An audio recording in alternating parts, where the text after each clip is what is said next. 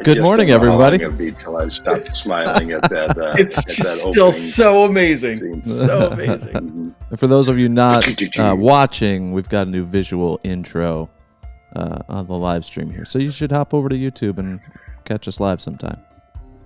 Yeah, you should see it. It's really something. Hey, all. Doug Pagitt here from San Antonio, Texas today. Broadcasting from the house of my good friend Paul Supase, who some of you may know, famous designer and artist, and was good enough to put me up because I got stranded in San Antonio yesterday. I missed a flight, but couldn't be happier than to be in San Antonio, where, by the way, the sunny 58 degrees with a high of 69 feels just lovely in early February. Just a reminder, you don't have to live in the cold. Yet I do. But Rob, you're just bragging about this all the time. How are things squirreled away outside of Fayetteville, Arkansas somewhere? It's beautiful today. It's sunny out, a little on the chilly side, maybe the I don't know, mid-50s or something, but it's really nice. We did have an earthquake earlier this week. There was an earthquake in Oklahoma, 5.1 on the Richter scale that shook things here in Arkansas. And wow. Our daughter Ari came downstairs about 11:30 and said, "Did you guys feel that? Did we just have an earthquake?" And Vanessa and I both had slept through it, but her computer desk shook, and I heard the next day from people that we had an earthquake. I've never experienced that. What? No, I haven't either.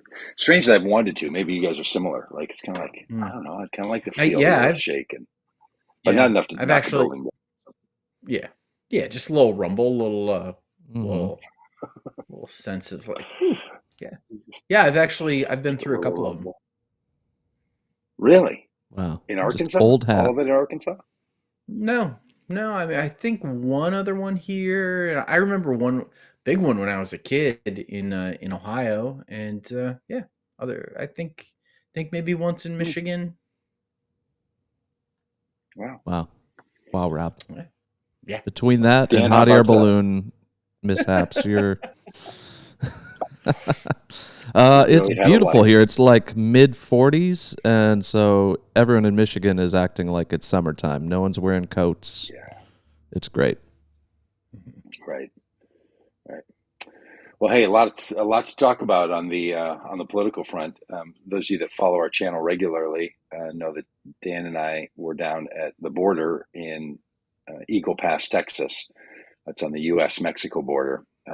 Dan and I, by the way, both live in border states. Me in Minnesota, Dan in Michigan, and so we know what life is like living in a border community, in a border state, where there is no wall. There is no National Guard. There's a way for people to enter and leave the country without our governors acting like petulant there's children. A war going on. Yeah, petulant children. Good. Now, granted, there are different levels of people coming into each across different borders in our country. But as border people, we went down to the U.S.-Mexico border in the state of Texas, in Eagle Pass. And we'll talk a lot more about this tomorrow. We'll talk a little bit about it today, give you as much as we can a recap of what we saw and experienced when a group of Christian nationalist truckers decided to come rolling in to the Eagle Pass area as a part of a national campaign called Take Our Border Back. As if, I mean, just all the words in there, right? Like take back language, first of all. What does that even mean when it's a border that you've never thought a moment of in your life? Have any idea even where it is or what it would look like? And then that it's your border. That's good to know. I'm glad to know that the Christian nationalists from around the country want to acknowledge that the border communities do belong to the United States of America, but they might not only belong to you. So anyway, that thing was going on. We'll talk a lot more about it tomorrow. We had a lot of press media for the local community organizers and faith leaders there to be in conversation nationally and locally with people so that the Christian nationalist truckers coming in wouldn't be the only people having a say, or the governor of Texas taking radical moves to deny the authority of the federal government on doing something that is constitutionally mandated as the duty of the federal government.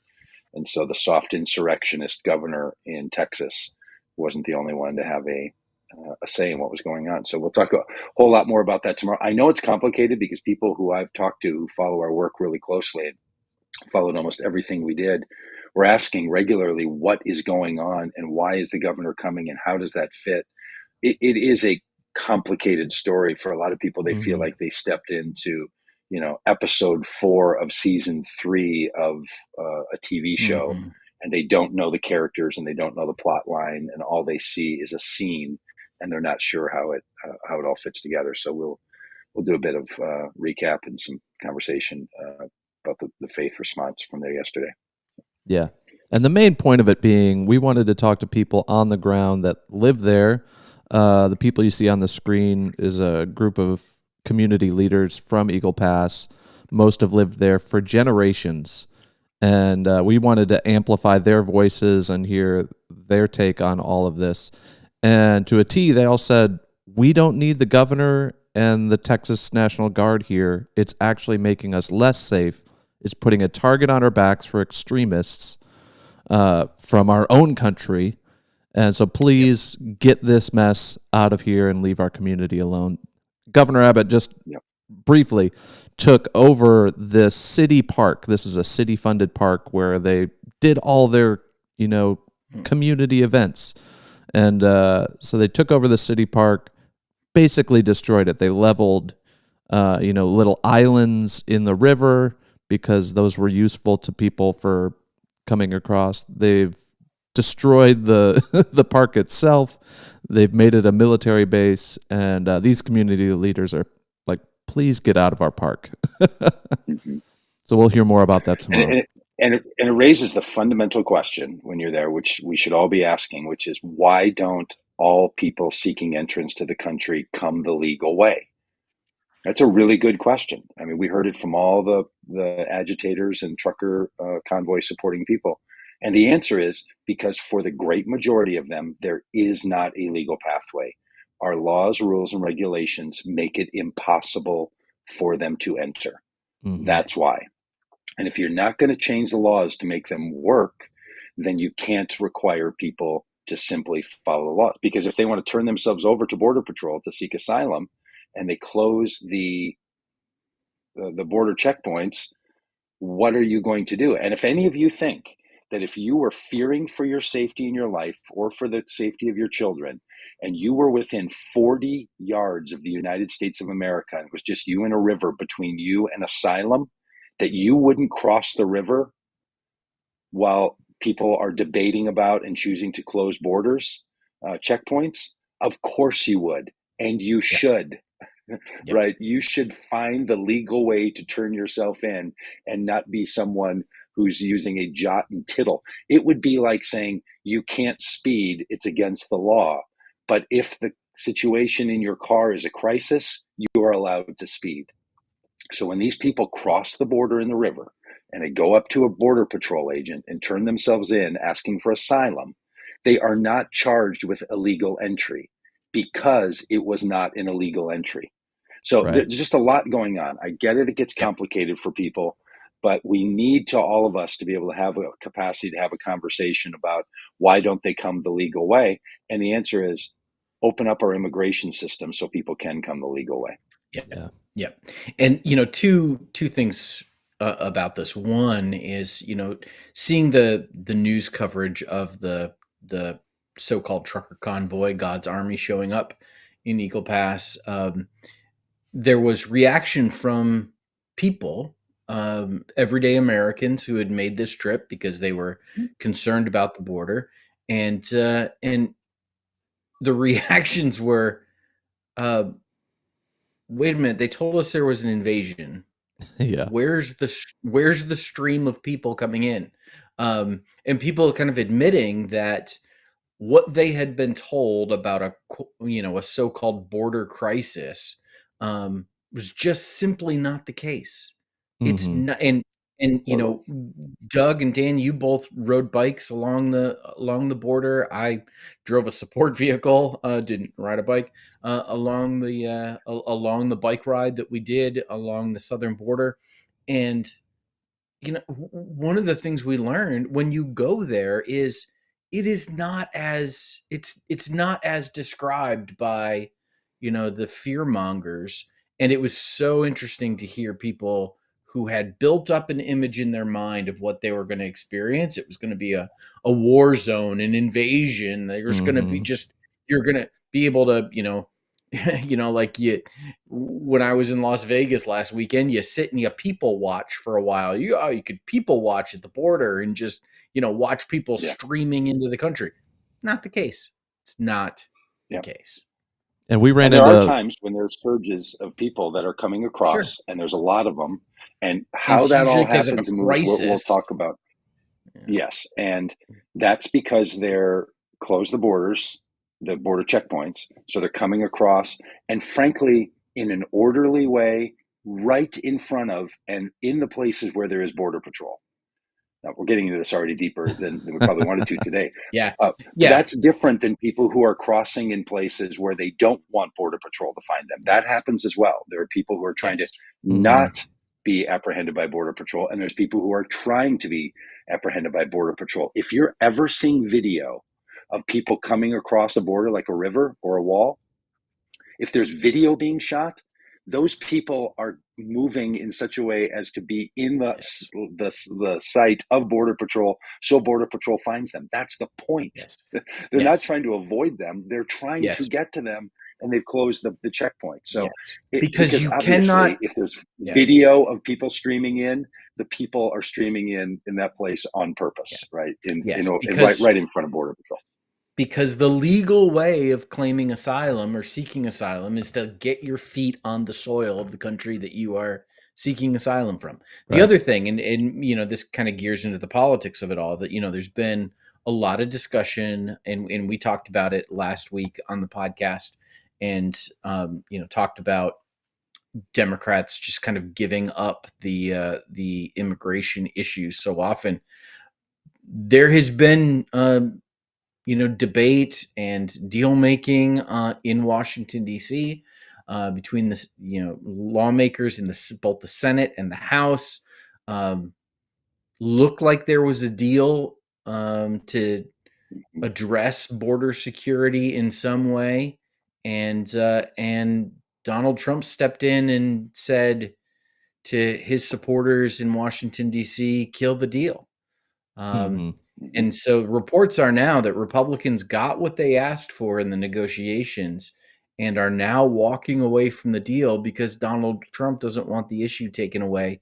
He knows that it can be used to demagogue and to fundraise and to fearmonger in the course of his very weird campaign, which includes him comparing himself to Elvis Presley. I don't know if you guys have seen all of this because you've been in Texas, but man. Yeah, I feel like I got to look that up and show it. He posted a picture of himself saying that a lot of people tell him that he looks like Elvis Presley, and so he showed a side by side. Late Elvis Presley, just before he. Dan, find this picture. In the midst of Donald Trump's very weird campaign for president, he doesn't want to lose the immigration issue, the border issue, and so this deal that Republicans made, they have now walked away from. Yeah. Hey, and also on the politics of this, not only does Donald Trump not want to lose the issue, he doesn't want Republicans to be satisfied that they've acted, because what he wants is not what's in this deal.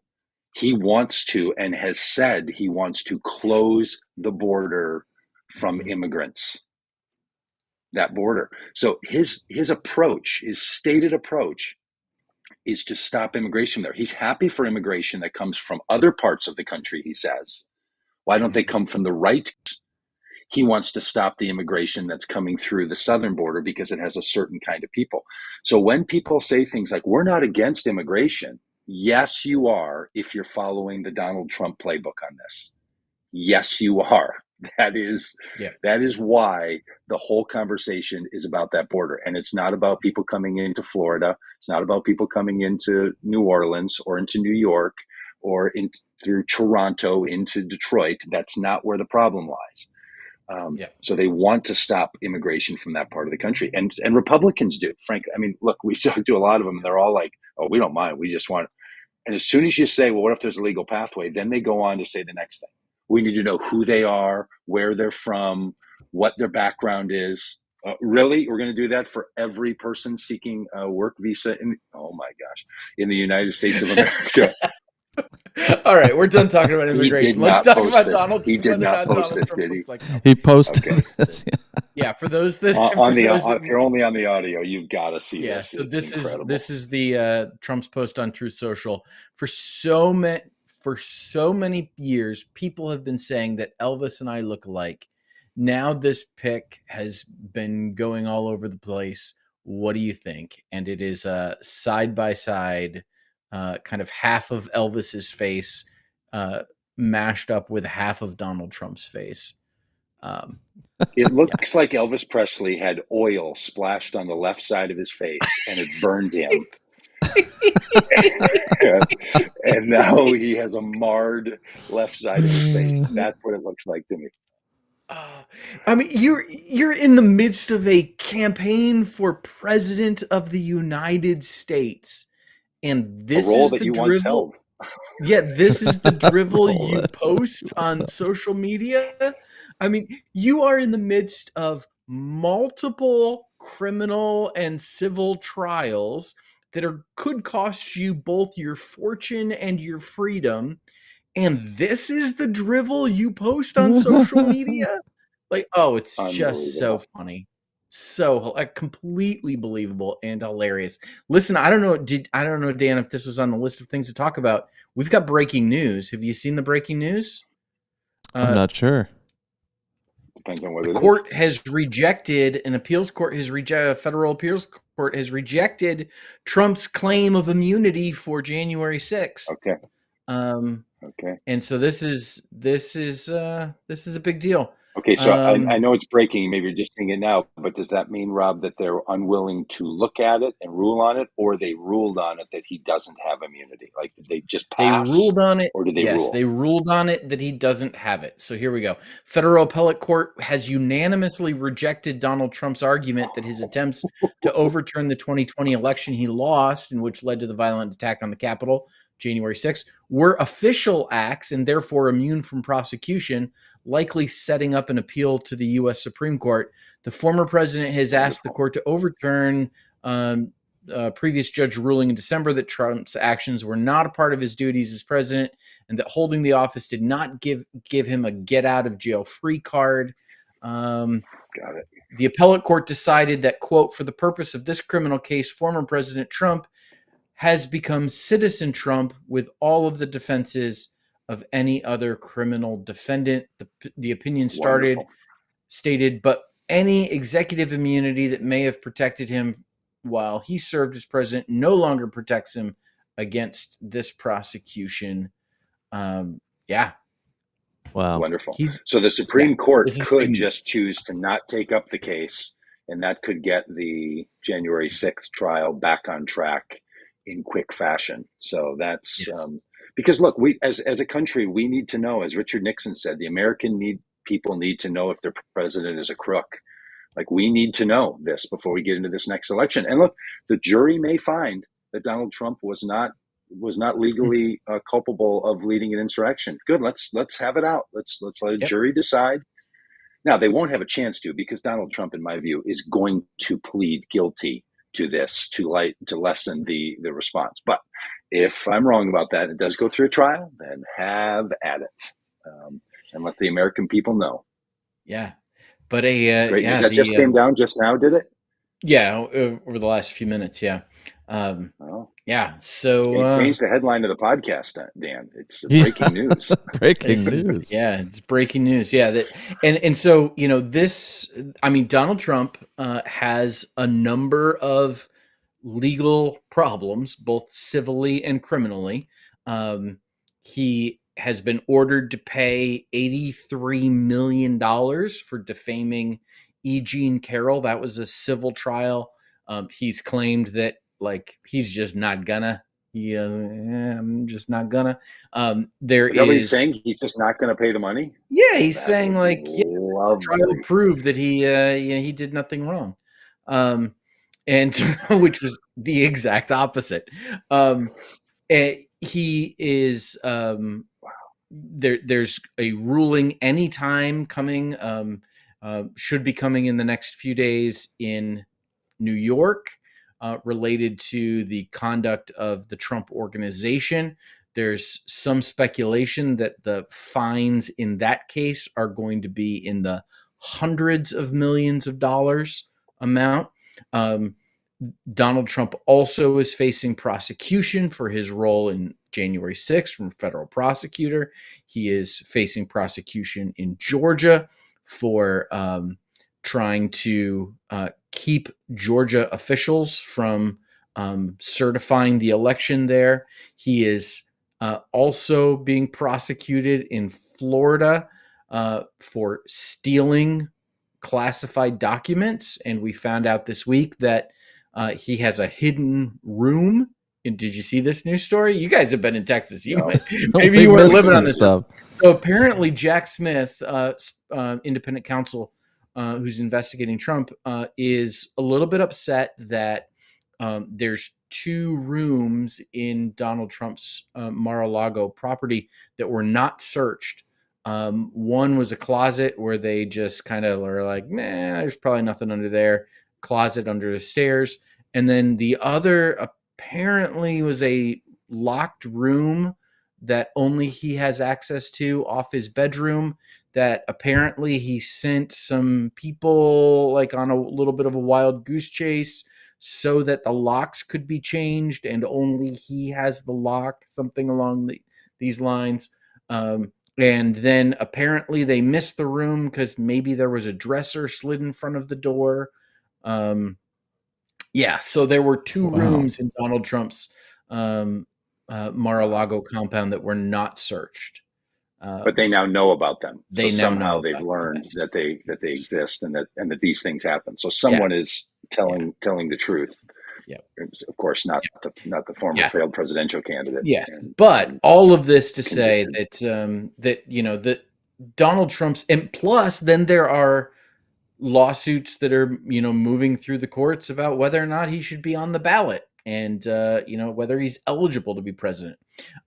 So all of this to say Donald Trump's stellar roll of legal victories can. Oh wait a minute, no. He lost again.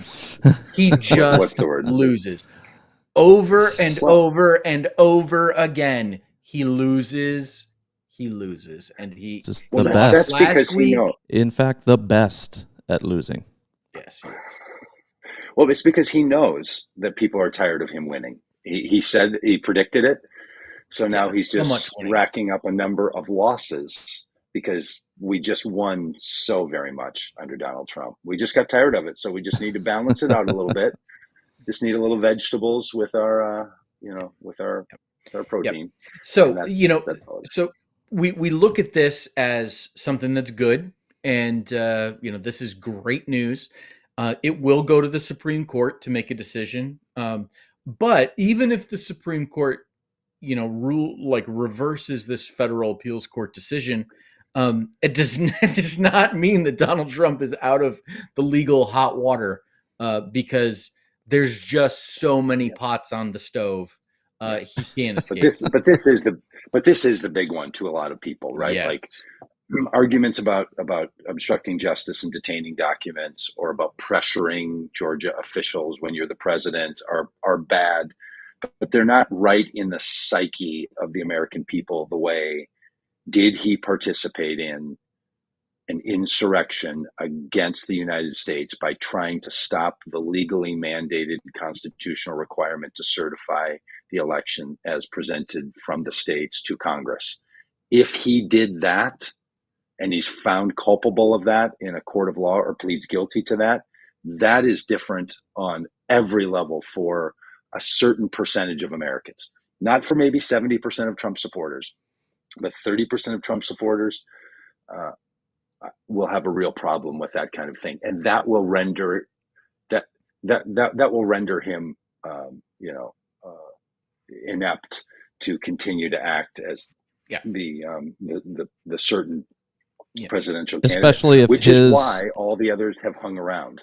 Yes. Yeah, especially if his hand-picked Supreme Court rules against Trump in this instance. Yeah. That carries some weight. At some point, the numbers aren't going to work. There's going to be, as they say in politics, no pathway to victory.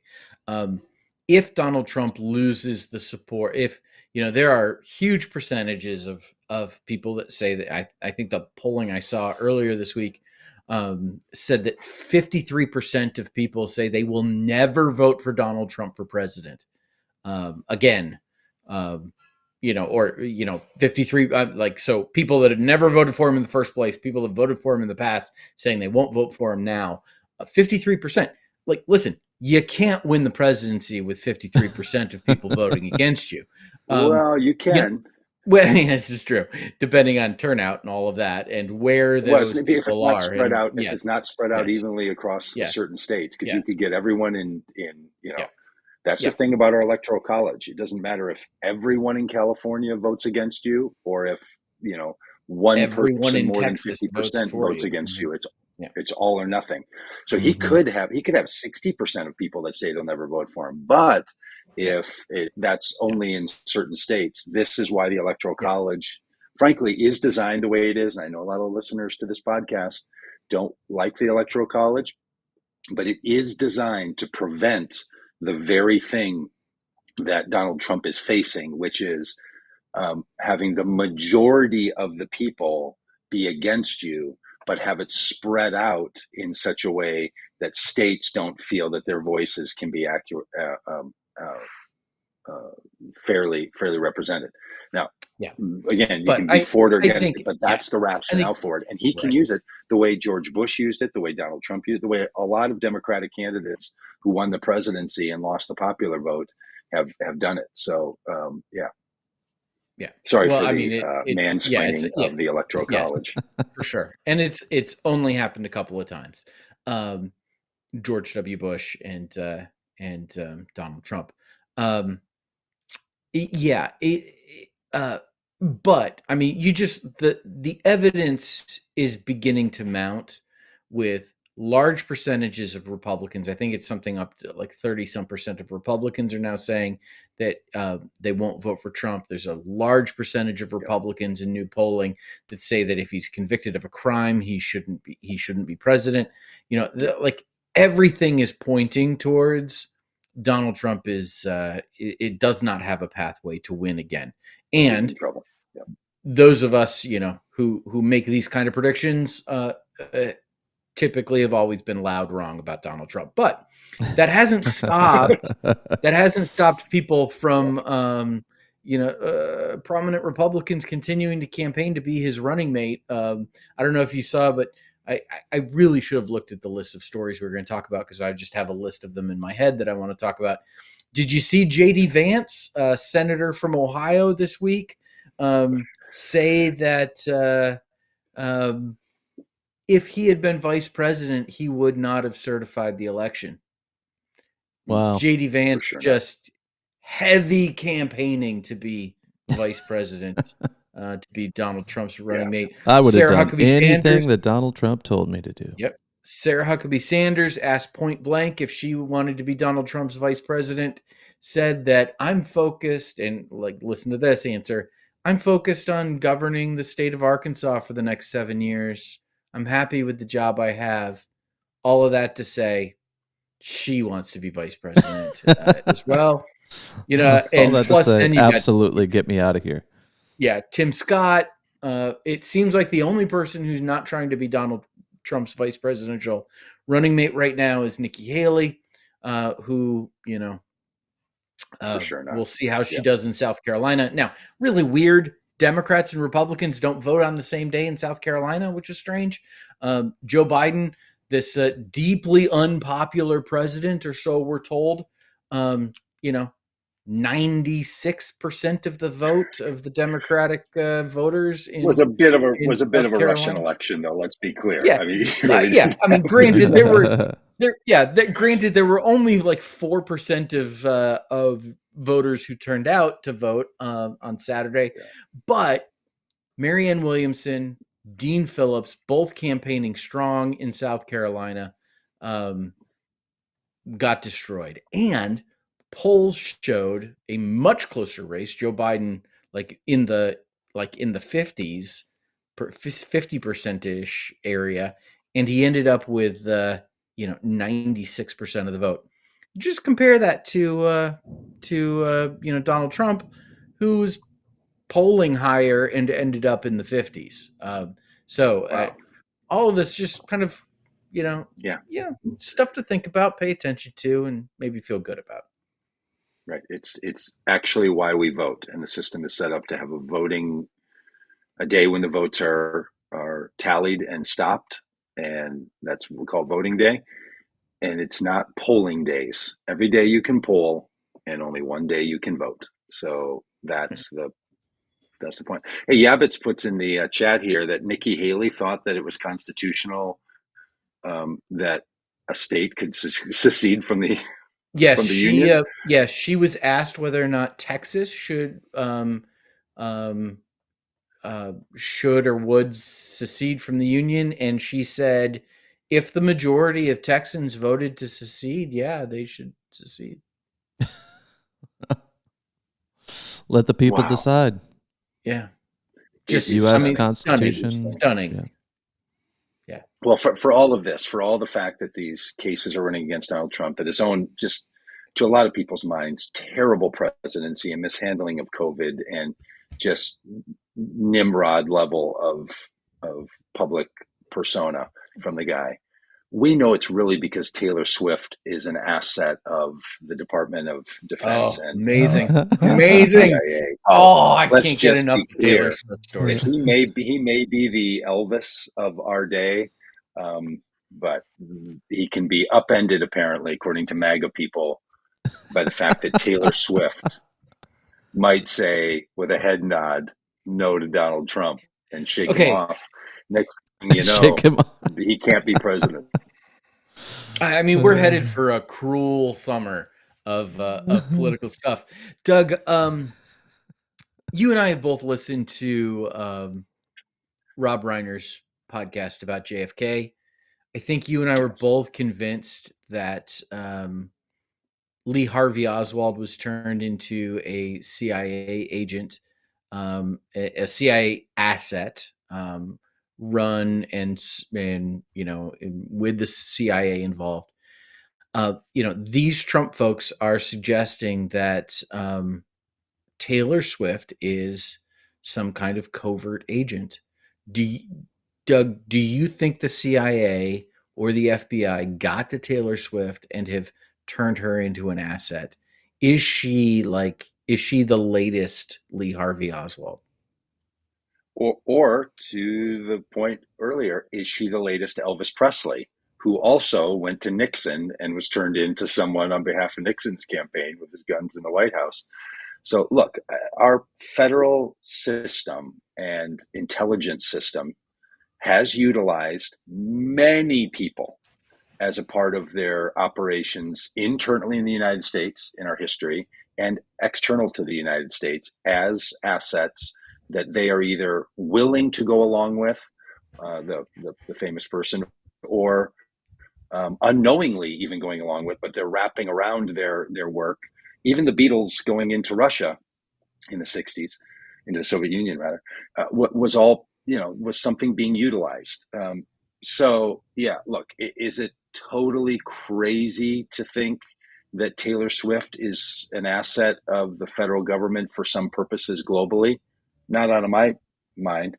Is she being used by the Biden administration's re-election campaign as an asset?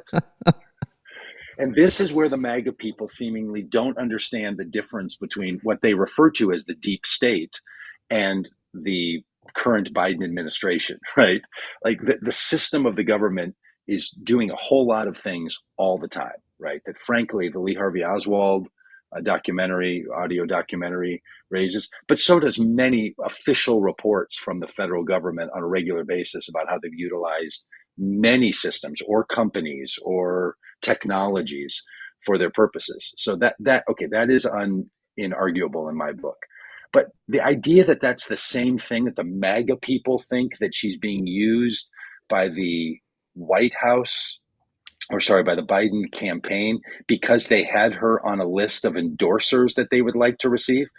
I promise you, short of us, the Biden campaign wants everyone to be their endorser. They would like everyone to endorse them. So it's just madness that they can't make a differentiation. And this is where the conspiracy world just goes on its head, because it's just silly talk, right? That the campaign, but they don't know that the campaign is not the same as the CIA or the National Defense or other secret efforts going on in our government. Yeah. Do you believe that there is some kind of conspiracy or some kind of scriptedness in the relationship between Travis Kelce and Taylor Swift, or do you believe it's a genuine romance? I don't know who that is, that other person you're talking. Is that the football player? Is that her boyfriend? Yeah, it's her boyfriend. Travis. Yeah. Oh. Yeah. There's another conspiracy that exists that the relationship between Travis Kelce and Taylor Swift, which has brought her onto everyone's TV screens on Sundays during football games, that it is script everyone who's watching football on Sundays. There you go. It is scripted fake relationship to drive viewership and to bring in a new crop of audience. So the Biden administration is hoping that Swifties become Biden voters, and if the NFL is hoping that Swifties become fans of the NFL. It's just Rob, I've been married all over the place. I've been married for 36 years to a person that I started dating 41 years ago, and I don't know what a real relationship is. So am I going to judge the relationship between this quarterback and Swiftie? But I will tell you this: I saw some Nielsen ratings that apparently viewership of the Grammys on Sunday. What the Grammys took place on Sunday, at which Taylor Swift won Album of the Year. Oh, great! Viewership of the Grammys in Kansas City, which is the city where Taylor Swift's boyfriend, Travis Kelce, plays football. Viewership of the Grammys on Sunday was up like 98% over where it was a year ago. And people are claiming that is in Kansas City because of the relationship between Travis Kelce and Taylor Swift. That just as Swifties tuning in to see Travis Kelce play football, Chiefs fans tuning in to the Grammys to see if Taylor was going to win some gramophones. Yeah, I haven't heard her album. Is it Grammy award-winning album of the year? Yeah, it's great. Yes, worthy? It's great. Yes, Midnights. It's great. Okay. My children make a lot of fun of me because I'm a bit of a Swiftie. I'm the Swiftie in our family. You're the problem. Yeah. Kind of why I was asking that question, but okay. Yeah. And I just want to throw this out there. Travis Kelce, born and raised in Cleveland, Ohio. Oh, well, there you go. Hey, where were you born and raised? Cleveland, Ohio. Cleveland, Ohio. Oh, yeah. But this is the amazing thing about all this is we're at a point in society where if you have trouble accepting reality, like my football team didn't win, it's a conspiracy. It couldn't be that the Chiefs are just better at football or played a better game on a particular Sunday.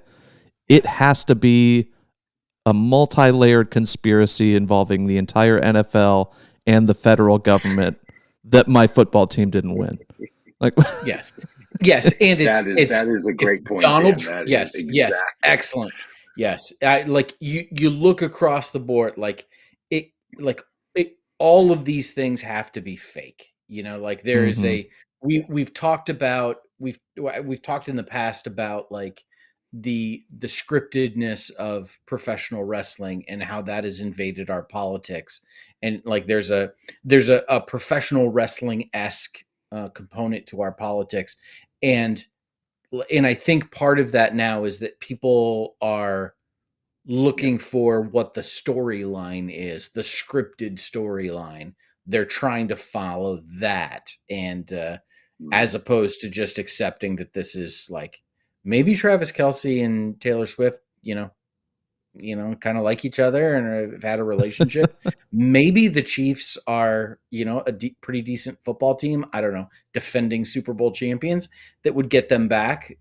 Maybe Taylor Swift's supporters are actually tuning in and curious because they want to see Travis Kelce play. Maybe Travis Kelce's fans are tuning into the Grammys to see if Taylor wins. And maybe Taylor Swift thinks that Donald Trump and people like him are a danger to the future of democracy, as she said in her Americana documentary. And she's going to encourage people to vote for Joe Biden. Maybe all of those things are simply reality and simply true, and there is no conspiracy. Yeah. But what fun is that? Hey, you know what? I want to suggest another, at the risk of putting too much credibility behind that kind of conspiracy theories. I think there's another thing going on as well. On a more serious note. I know usually I set this up with then some sort of ridiculous statement. Trump comes from the world of the power of positive thinking. He's combined that together with Christian spiritualists who talk about the power of positive thinking, and with non-Christian people who want to emanate the kind of world they want to live in. So what Trump has used is a phrase, fake news, for unfortunate news. And there's a philosophical world that I don't buy into at all that says, if you give energy to things that are negative from your vantage point, it makes them real. If you don't give energy to those negative things, they're not real. So this kind of comes to anybody who says that reality is simply constructed. There's actually some Buddhist thought that kind of feels a bit like this. Nothing is actually real. Everything is just a projection. And so let's project the world we want. Mm-hmm. So there's something more going on here for a group of people, because I send a lot of my news articles and things to some friends who are, one of them being, my cohort on the red hat, blue hat conversation. And anytime information goes there that's negative, it's responded to with, that's fake. And I've started to say, I think you just mean that's unfortunate. And he's sort of toying with me, right? Just because that's the thing that his crowd does. But I think that deep down in the minds of a lot of these folks who follow Trump, they're actually living in a world where they're saying, we're just going to make the reality that we want. And then if you say that world enough, that's what comes to be true. Now, the scary thing is that neuroscientists are actually like, that works. People can deny reality in their own experience enough to actually change their own behavior, at least. Now, I'm not sure they're changing the reality of the cosmos, but they change their own reality. Do you remember back in the early 2000s, were you guys paying attention to stuff when there was a documentary out called What the Bleep Do We Know? Do you remember this? It was kind of a mix of spirituality and quantum physics. And it's this thing where they do all these studies in kind of pseudoscience ways, a lot of new agey sort of thought, where there's this these displays of water, where the water is, one container of water is turning all mucky, and another containers of water are staying clean and clear. And the difference in these public experiments is that when people walk up to one vat of water, the mucky one, they say negative things to it and they think negative thoughts. And they walk over to the other one and they say positive thoughts and think positive thoughts. And it's this thing about how in the quantum world, the past is not in the past, it's just as much the future and all the rest of this, right? So they take pseudoscience about quantum physics and they apply it to real world experiences, or people that talk to plants, or a big study done on swimmers. Division I and professional level swimmers, all of whom are absolutely the highest level of competition and equal in every way. But one group of people tends to win, the Michael Phelps types, for brand name recognition. They just win more than others. And the question was, why? And they did this big study on the ones who won at the collegiate level and the professional level and Olympic level. Why did some people win and others not? And the difference was the winners just said, I refuse to hold the concept that I could lose. Like, it's not a thing. Even when I lose, I tell myself I won. Like, this kind of alternative reality people use, athletes use it all the time. It's called visualization when you're a free throw shooter in basketball or putting. So anyway, there's this entire genre of this stuff. Spirituality, pseudoscience, neurologists that are studying all of this, how people are creating their own reality. That's what I think they're actually doing. This is when you ask Trump why he denies things, and he's like, because I don't want them to be true. And I'm trying to unmake them from being true. It's like a voodoo thing. So this is what I think is actually going on with conspiracy. Name it and claim it is the Christian version of it. And man, they're serious as can be about it. And I mean, whether or not they're changing the reality, yes, Donald Trump did assault these people. Yes, the Chiefs are a better football team. Yes, Taylor Swift might be in love with a guy whose name we'll never remember 4 years from now. But they don't want that to be true. Some of us so they are. I'm sure. I'm sure someone will remember him. His parents will remember him, and his friends, and his family. So anyway, I think that's what's actually going on. You think about the year. You think about the year these guys have had. Travis Kelce has a brother named Jason Kelce who played football for the Philadelphia Eagles. He retired at the end of this season. They played against each other in the Super Bowl. We're like, listen, they started a podcast together, a bit more popular than ours. Listen, these two goofballs. Not in my mind, it's not. Our podcast is more popular than their podcast every day of the week.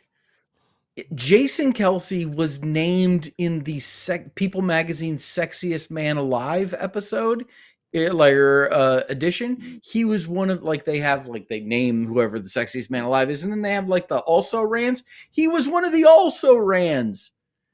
And his brother is dating Taylor Swift. These guys, what a year they're having. These and they're in every commercial on TV. Yes, there's no doubt you've seen both of them in TV commercials. They're great. State Farm soups. They're in soup commercials. COVID vaccines. Aaron Rodgers went after Travis Kelce because he was encouraging people to get the vaccine. It's all great, man.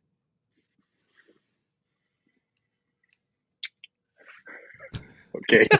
We got any other stories, Dan? Hit us with another story. Hit us with another headline. You guys want to talk about some real players just still befuddles. Let's talk about this. Let's wrap things up with this one, because it says this lawmaker wants to jail people for watching porn, and he's a preacher and a pastor and a state lawmaker in Oklahoma, and his name, just to get this in there too, Dusty Devers. His name, his real birth name, Dusty Devers. Just a great name. Dusty. I mean, really, it's he took that great name and then spent it on this. It's just really sad. And he actually says the Oklahoma Dusty Devers is a hardcore Christian nationalist. The headline says, who believes the government should, quote, terrorize evildoers. He says there should be no firewalls between his two roles as a crusading preacher who wants to outlaw porn and his job as a lawmaker. And he goes on to say that the role of the purpose of the government is solely to promote what is good in accordance with the will of God. If a Muslim leader were to say a quote like that in this country or another one, right-wing people would call them someone supporting Sharia law. When Dusty Devers says it, people politely bow their heads and say, thank you for telling the truth, Pastor Politician. And so, it's simply remarkable. No, listen. we have been at this long enough that we know that every accusation is a confession. We know that every culture warrior is hiding something and is warring against the thing that they themselves like hate most about themselves. Dusty, I hope your wife is paying attention, because we all now know you watch a lot of porn. You got a porn Dusty? problem. Release the browser history. Dusty, listen. You watch a lot of porn. Like you just told us. You just told us. It's always projection. It's yeah. every single time. Every single time it's projection. And it's odd that a guy who is a hardcore Trump supporter don't is use out the word saying hardcore in this we story, should. Doug. Oh, it's on purpose. A hardcore Trump supporter is saying we should terrorize the evildoers who are involved with pornography, while Donald Trump paid a pornography star to not release his affair with her. It is simply stunning. And if you've wondered, like, well, maybe Robb's overstating that this guy would be involved in pornography himself, not at all. No. It has to be our assumption. The number of people who have been culture warriors who turn out to be like, practicing the very thing they're campaigning against, the number is so stunning. Looking at you, Moms for Liberty. Like, listen, the number is so stunning that we have to assume it's the case. Dusty, well, like, tell us what I mean. What are you into? Like, what's your thing?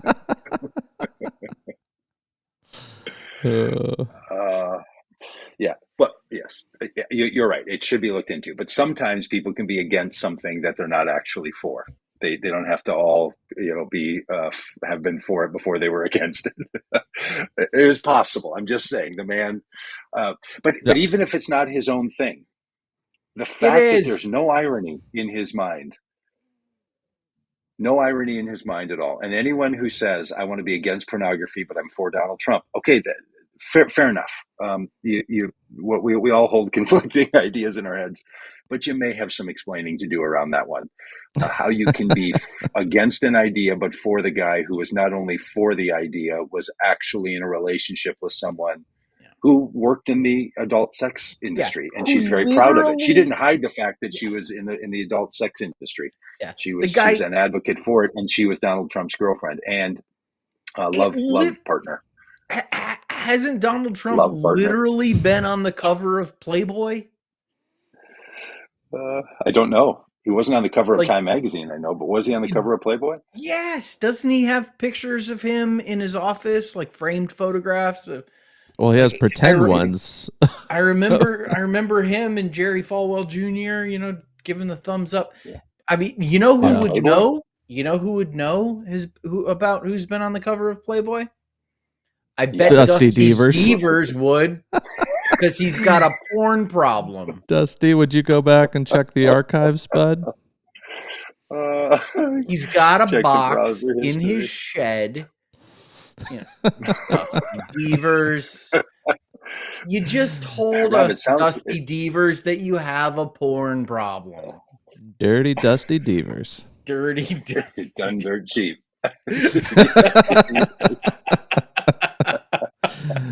Okay. Oh man. Wow. Well, now my head's in a really bad place, because now I'm literally picturing a shed out in the back of his Oklahoma home, and I don't want to know what went on in the shed. All right. Are we done? Do we have anything else? Was there something else in there? All right. Well, Alex, Yabbits, Jim, Peggy, Trisha, the whole gang is back. Dan and I will be back tomorrow. Rob, you're welcome to join us if you want to talk more about the border, squirrely prepper lifestyle. Glad to have you all. Glad to have you all aboard. And those watching anywhere other than YouTube, head over to YouTube sometime and just let the browser run. It's not because we make any money off this. We won't even monetize it and make you have to watch an ad. just helps other people know the things that you're watching to know that they might also watch this. That's just how the algorithm works in life, So any hope you can be on that, we'd appreciate it. Do we have anything else? I think that's it. Bye-bye, everybody.